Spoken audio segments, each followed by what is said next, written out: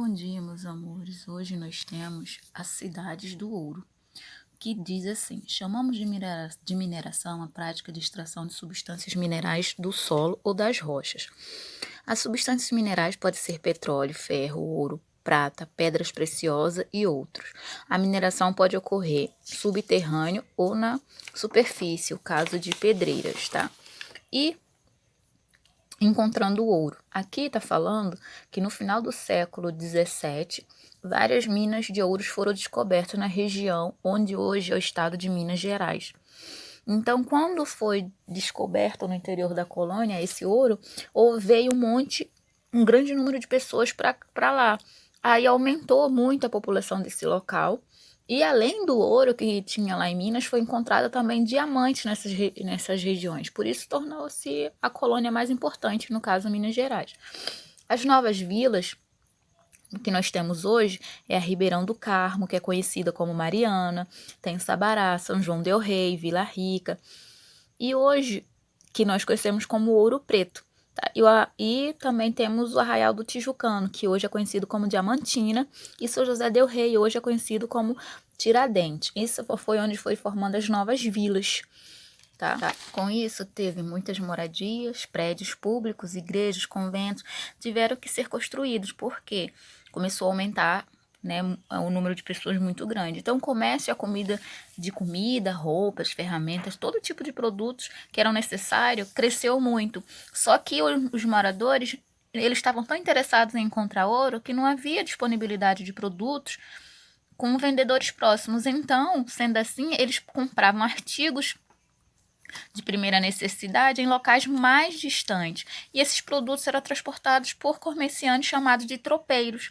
Eles vinham de longe em tropas de burros ou mulas e paravam para descansar e dormir. Então, nisso, que esses comerciantes paravam para dormir, ia surgindo pequenos povoados. E com o tempo, esses povoados iam formando vilas, tá? Então, assim, quando descobriram que havia mais minas nas regiões da Bahia, Goiás e Mato Grosso, outras vilas foram criadas nesses locais, tá? É tanto que na Bahia tem um lugar chamado Cidade do Ouro, que lá eles extraem ouro de debaixo da terra e exportam para fora. Tá? Sendo que Bahia é muito grande, então o interior tem muita coisa escondida, trave de ouro, diamantes, tá? E aqui, no número 1, vocês vão marcar o X, as novas vilas de Minas Gerais. Elas surgiram por causa de quais riquezas que foram achadas. Aí vocês vão marcar o X nas 3 riquezas. No número 2, como é chamado os comerciantes que traziam mercadorias em burros e mulas. Aí vocês vão marcar um X nesse chamado. E no número 3, quando o engenho prosperava, um povoado logo surgia no seu entorno. Então, o que era necessário para que esse povoado se tornasse vila? Então, era necessário a instalação de uma sede administrativa, onde se localiza a Câmara, que é uma casa, e a cadeia e o pelourinho, para poder se tornar uma vila. E aqui no número 4, vocês vão responder: as primeiras vilas surgiram em torno dos engenhos. A vila de São Paulo de Piratininga foi a única onde isso não aconteceu. Então, diga o que foi fundado neste local. Então, foi fundado um colégio, no caso, o Mosteiro de São Bento, a Igreja de São Francisco e várias casas. E aqui a riqueza que se transformou em arte. Aqui está falando da arte do Aleijadinho, que era um escultor, entalhador e arquiteto. Então,